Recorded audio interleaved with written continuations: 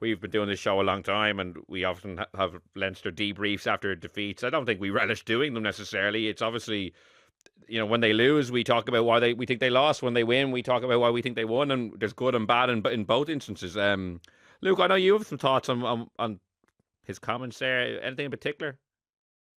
I don't know. I feel like he's getting distracted a bit from what the task is, and I think he mentions Doris beside him. Like God, look, Leo's my captain. I think no pleasure, but like I have a view too. I know rugby. I think well enough at this stage. I've grown up with rugby, so I feel like I'm entitled, and I'm a Leinster man, so I feel like I'm entitled to my view on it. I'm not going to apologise for calling it like I see it.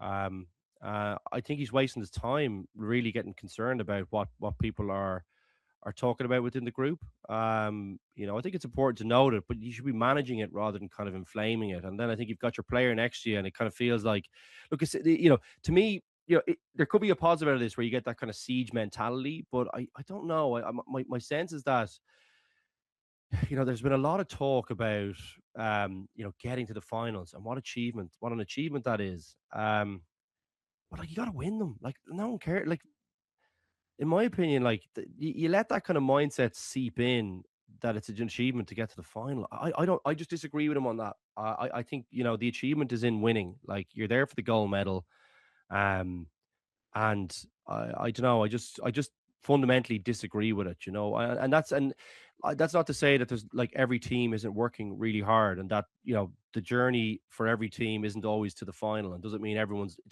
a loser. It just means that you haven't been successful. I don't know. Maybe it's another way of calling you a loser. I don't know, but I, I I just feel like I don't get that way of thinking. I don't think it's helpful if you're on the journey to be thinking that way. I think you need to be thinking that you need to be doing straining every single sinew to win, and it's win at all costs to me.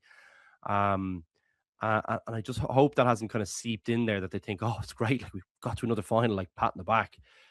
You've got to win it. That's the pressure that comes with the job. You're talking about juggernauts of the game. Leinster are a juggernaut of the game. They are a juggernaut. Yeah, that They made me are like that, they. that, that made me laugh. Like the idea that like it's like plucky underdog versus the French giant. Like Leinster are a behemoth, and like Leinster don't have a salary cap and have a full international squad plus All Blacks involved and Springboks involved. So I don't.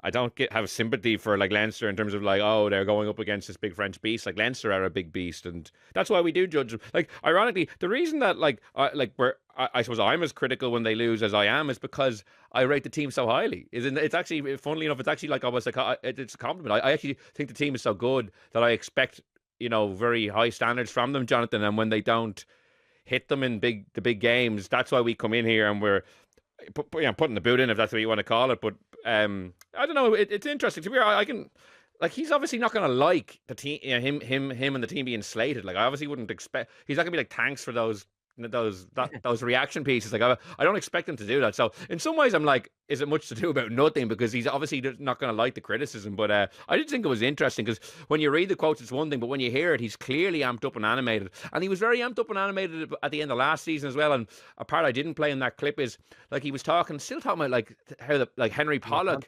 Like talking about Henry Pollock a steal, so you didn't report on Henry Pollock's illegal poach. It's like that Northampton game. I think has him still a bit rattled. He brings it up a lot unprompted. It was a very interesting press conference performance from a guy who often kind of tries to filibuster at length and I say nothing, whereas he actually filibustered at length there, but said a lot. I thought. Yeah, and I think that's an interesting part of it as well. The fact that he doesn't often say a lot. And I don't feel like that was going off script because, as you say, he's going back to things that happened a year ago. It's clearly, I think, something that he has thought about at relative length. And the oddity to me is if you think about that at relative length, to say so many bits and pieces that just fundamentally I don't think are correct. Like you guys talked about the juggernaut thing, like Leinster are a juggernaut. And if we say that, if we take COVID as the line of demarcation, what's the difference between the other European juggernauts that we've seen and Leinster?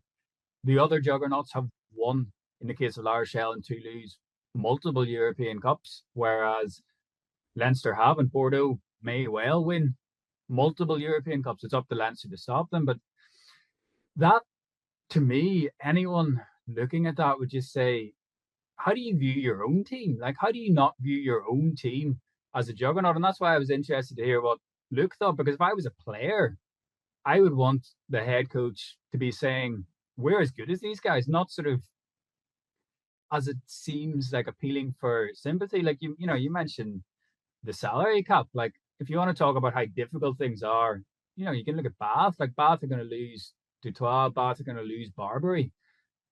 Leo Cullen doesn't have to worry about that. He doesn't have to worry about losing a star player. Hugo Keenan signing a new contract today. Like nobody really leaves Leinster because of myriad reasons that we've talked about. He doesn't have to worry about that. He's able to, as you say, supplement the guts of the Ireland team with Springbok World Cup winners and back-to-back All Blacks coming into the team. So there's fundamental things that just are incorrect about what he says there. The idea that people should, or sorry, not people should, the idea that the media should get behind Leinster isn't true.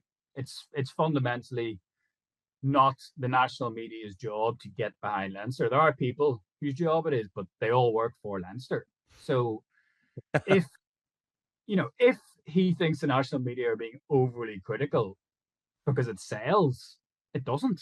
Like the fact of the matter is, the better Leinster do, the better the coverage of Leinster will do because more people are interested. Like, I don't know. To be fair, I actually agree with him. Not that like we deliberately slate Leinster because it sells, but there's no doubt that the way these seasons have played out year on year has built an unbelievable amount of drama and interest. Like perhaps that interest that I'm not sure would be sustained necessarily if they had won those two La Rochelle finals, for instance, and gone back to back then and then lost the subsequent ones. Like Northampton last year isn't as big a deal if they had won prior Champions Cups in the preceding seasons. I don't think. I do think that their kind of quest to win the Champions Cup and how long it's gone on for has generated a lot of interest in this show, in articles and stuff like that. I can kind of understand.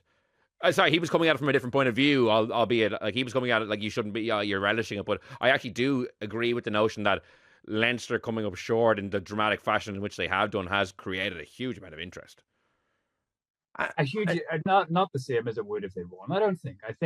I don't know. Like if they had been dominant, we're talking about the diehard Leinster fans. The diehard Leinster fans are going to be interested regardless. I think that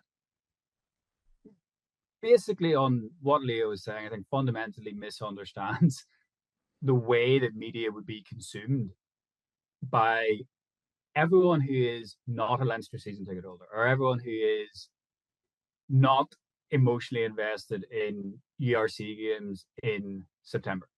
Because Leinster doing well, Leinster winning things, brings so many people who otherwise don't care about the coverage along with it.